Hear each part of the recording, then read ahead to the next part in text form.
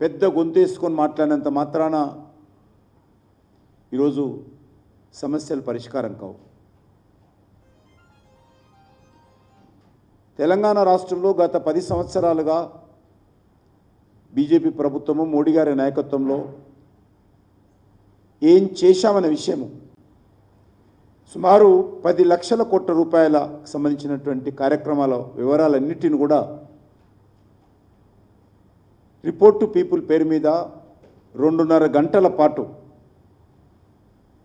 ఒకసారి ఆర్టీసీ కళ్యాణ మండపంలో, ఒకసారి పింగళ వెంకటరామరెడ్డి హాల్లో చాలా స్పష్టంగా తెలంగాణ ప్రజల ముందు పెట్టడం జరిగింది.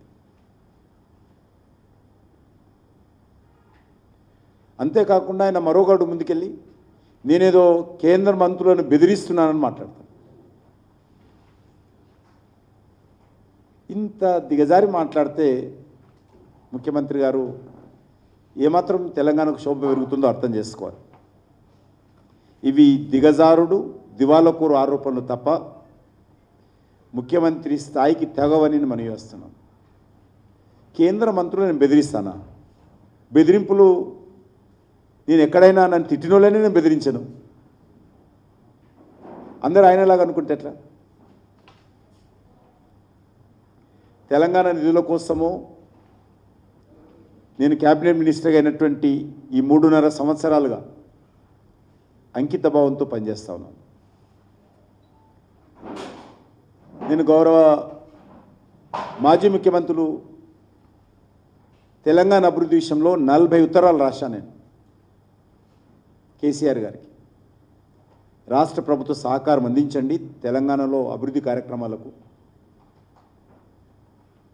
కేంద్ర ప్రాజెక్టులు సమర్థవంతంగా అమలు చేయండి, రైల్వే ప్రాజెక్టులకు కానీ జాతీయ రహదారులకు కానీ కేంద్ర ప్రభుత్వ ఇన్స్టిట్యూషన్స్ కానీ ఎడ్యుకేషన్ సంస్థలకు కానీ రాష్ట్ర ప్రభుత్వం తరఫున సహకారం కావాలని పదే పదే నేను కేసీఆర్ని కోరాను. రేవంత్ రెడ్డి గారు వచ్చిన తర్వాత కూడా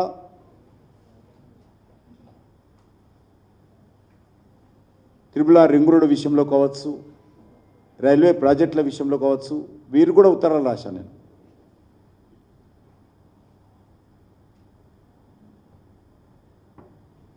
అసలు అభివృద్ధిని అడ్డుకోవడం కోసం తెలంగాణ ఏమన్నది రేవంత్ రెడ్డి సొంత జాగిరా? ఇది రేవంత్ రెడ్డి మనది, తెలంగాణ ప్రజలది. రేవంత్ రెడ్డి ఈరోజు ఉంటారు, రేపు పోతాడు. కానీ తెలంగాణకు న్యాయం జరగాలని కోరుకుంటాము, తెలంగాణ అభివృద్ధి జరగాలని కోరుకుంటాము, తెలంగాణలో భారతీయ జనతా పార్టీ బలం పెరగాలని కోరుకుంటాము, ప్రజలకు మేలు జరగాలని కోరుకుంటాము. అంతే తప్ప రేవంత్ రెడ్డి మీద కోపంతో తెలంగాణను అభివృద్ధిని అడ్డుకునేటువంటి అజ్ఞానులను కామేమనే విషయాన్ని అర్థం చేసుకోవాలి. అసలు రేవంత్ రెడ్డిని కూడా వ్యక్తిగతంగా మాకు ఎందుకు విమర్శించాలి? మేము కేసీఆర్ ఉన్నప్పుడు వ్యతిరేకించలేదు అభివృద్ధిని, రేవంత్ రెడ్డి గారు ఉన్నప్పుడు వ్యతిరేకించము, కేరళలో కమ్యూనిస్ట్ పార్టీ ఉన్నా అక్కడ వ్యతిరేకించము, తమిళనాడులో డిఎంకే ప్రభుత్వం ఉన్నా వ్యతిరేకించము, కర్ణాటకలో కాంగ్రెస్ పార్టీ ప్రభుత్వం ఉన్నా వ్యతిరేకించము. అనేక రకాల అభివృద్ధి కార్యక్రమం అమలు చేస్తూ ఉన్నాము. దేశంలో 7 టెక్స్టైల్ పార్కులు వస్తే ప్రధానమంత్రి గారితో మాట్లాడి ఒప్పించి తెలంగాణకు ఒక ప్రాజెక్టు తెచ్చాను. ఇండస్ట్రియల్ పార్కులు వస్తే తెలంగాణకు ఒకటి తీసుకొచ్చాను. రీజనల్ రింగ్ రోడ్డు తెలంగాణ కోసం వచ్చింది. కానీ ఈరోజు ముఖ్యమంత్రి గారు వివరం ఎట్లుందంటే ఖాళీ పాత్రలు పెద్ద శబ్దం చేస్తాయి. రేవంత్ రెడ్డి గారి వివరం అట్లనే ఉంది. నేను విలువలకు ప్రాధాన్యత ఇచ్చే వ్యక్తిని, ప్రజల పట్ల విశ్వసనీయతకు కట్టుబడి ఉంటాను, నైతిక విలువలతో కూడినటువంటి రాజకీయాలకు ప్రాధాన్యత ఇస్తాను. అంతే తప్ప ప్రాజెక్టులు అడ్డుకోవడమో ఇతరత్రో ఊహించడం కూడా కష్టం. నా తరఫున ఆ రకమైనటువంటి చర్యలు ఎవరైనా ఊహించడం కూడా తప్పే అని సందర్భంగా వహిస్తున్నాం. అదే కాకుండా చిన్నప్పటి నుంచి కూడా ఒక సిద్ధాంతానికి కట్టుబడినటువంటి వ్యక్తిని. కాబట్టి ఈ తాటాకు చప్పులకు భయపడే వ్యక్తిని కూడా కాదు నేను. తప్పు చేయనప్పుడు అసలే భయపడను. తప్పు జరిగితే ఒకవేళ పొరపాటున విధానం మార్చుకుంటాను తప్ప వైఫల్యాలను, అవాస్తవాలను, అసమర్థతను నా మీద రుద్దితే అది మంచిది కాదు. నా మీద రుద్ది తప్పించుకునేటువంటి కుట్ర రేవంత్ రెడ్డి గారు తన వైఫల్యాల నుంచి చేస్తూ ఉన్నారు. నేను కానీ మా పార్టీ కానీ మేము గత పార్లమెంట్ ఎన్నికల్లో ఈరోజు దేశంలో అధికారంలో ఉన్నాం కాబట్టి ఏవైతే దేశ ప్రజలకు హామీ ఇచ్చామో దానికి కట్టుబడి ఉండి ప్రతి ఒక్కొక్క హామీ అమలు చేయాల్సినటువంటి బాధ్యత మాది. అమలు చేసి చూపిస్తాం, చేస్తూ ఉన్నాం. హామీలకు కట్టుబడి పనిచేస్తామని కూడా మనం చేస్తా ఉన్నాం.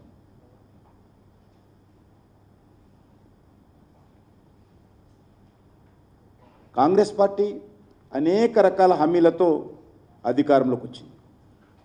వాటిని అమలు చేయాల్సినటువంటి బాధ్యత కాంగ్రెస్ పార్టీది. ఈరోజు అభయహస్తం పేరుతో ఇంత పెద్ద మేనిఫెస్టోలు ప్రకటించారు. ఇది రేవంత్ రెడ్డి గారు చేయాలి. ఇందులో 6 గ్యారంటీలు ఉన్నాయి. ఇదే కాకుండా సబ్ గ్యారంటీస్ ఉన్నాయి. ఇవి అమలు చేయాలి ఆయన.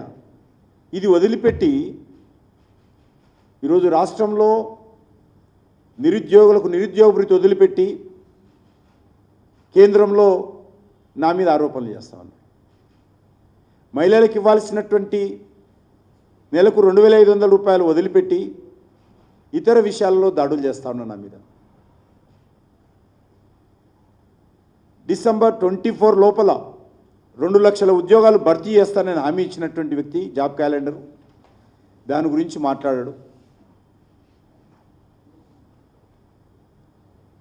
రైతులకు సంబంధించి ఏవైతే హామీ ఇచ్చారో దాని గురించి మాట్లాడే పరిస్థితి లేదు.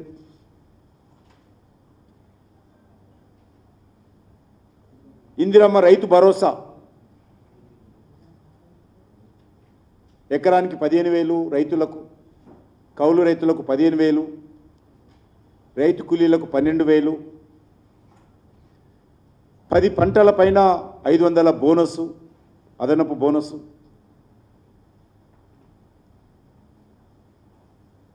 ఈరోజు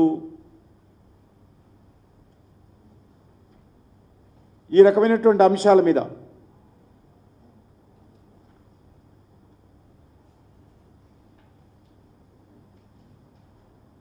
ఇల్లు లేని వాళ్ళందరూ కూడా 5 లక్షల రూపాయలు ఇంటి స్థలము, విద్యార్థులకు 5 లక్షల విద్యా భరోసా కార్డు, పెన్షన్లు 4,000 రూపాయలు. వీటి మీద ఆయన ఆలోచన చేసి మాట్లాడితే బాగుంటుంది.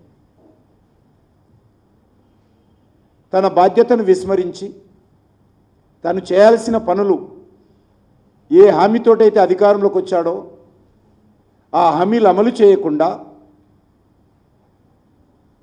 గాలి మాటలు మాట్లాడుతూ విమర్శించడము మంచిది కాదు.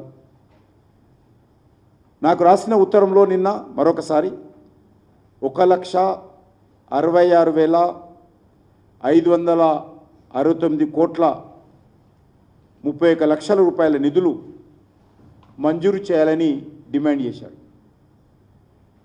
నాకు తెలిసినంతవరకు ఇటీవల కాలంలో ఏ రాష్ట్రానికి కూడా కేంద్ర ప్రభుత్వము ఇంత పెద్ద ఎత్తున నిధులు మంజూరు చేసినటువంటి పరిస్థితి లేదు.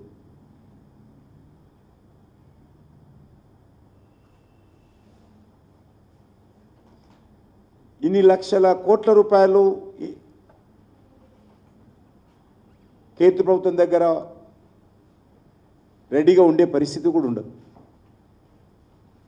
అంతేకాకుండా నేను అడుగుతాను ముఖ్యమంత్రి గారిని, మీరు 1,66,000 కోట్ల రూపాయలు అడుగుతున్నారు కదా, మరి రాష్ట్ర ప్రభుత్వం బడ్జెట్లో ఈ ప్రాజెక్టులకు ఎన్ని కేటాయింపులు చేశారో చెప్పాల్సినటువంటి అవసరం ఉంది.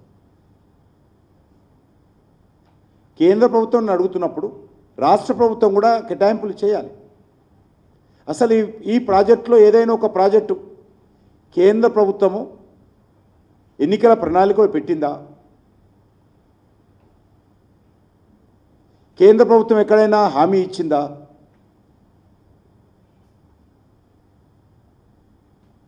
ఈరోజు ముఖ్యమంత్రి గారి స్టేట్మెంట్ చూసి ఆయన నమోదించిన స్టేట్మెంట్ చూసి సీనియర్ ఆఫీసర్సే నవ్వుకునేటువంటి పరిస్థితి ఏర్పడింది. నాకు డిసెంబర్ 12వ తేదీన ఢిల్లీలో రేవంత్ రెడ్డి గారు వచ్చారు. ఇదే 1,66,000 కోట్లు ఆ రోజు కూడా నా చేతికి ఇవ్వడం జరిగింది. సీఎం గారు ఏ అంశాలైతే పొందుపరిచారో, ఏ మంత్రిత్వ శాఖకి సంబంధించినటువంటి వివరాలు నాకు ఇచ్చారో వాటన్నిటిని కూడా ఆయా మంత్రులకు విభజించి నేను స్వయంగా ఆయన 23వ తారీఖు జనవరి 23వ తారీఖు నాడు నితిన్ గడ్కరీ గారికి, అశ్విని వైష్ణవ్ గారికి, మనోహర్ ఖట్టర్ గారికి, జలశక్తి మంత్రి సిఆర్ పాటిల్ గారికి నేను 23rd జనవరి స్వయంగా నేను ఉత్తరాలు రాశాను. నేను వాళ్ళకి రాసినటువంటి ఉత్తరాలు కూడా అదే రోజు